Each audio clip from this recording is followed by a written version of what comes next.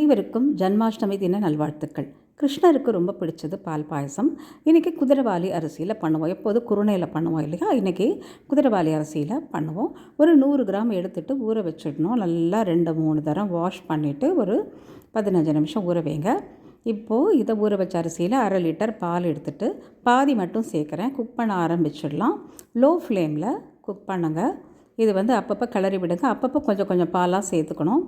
அப்புறம் இது கூட நம்ம ஒரு 5 முந்திரி 10 பாதாம் இதை கோயரசாக எடுத்து திரித்து வச்சுக்கோங்க.